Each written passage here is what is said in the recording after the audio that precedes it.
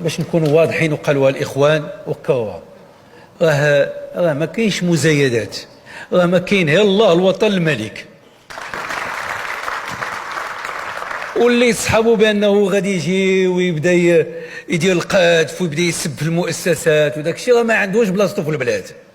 راه اللي بغى هذيك البلاد ديالنا المغرب خاصو يحترم الشعار ديالنا الله الوطن الملك، ويحترم المؤسسات ديالنا ويحترم الديمقراطيه، ماشي بالقذف باش غادي نزيدوا للامام.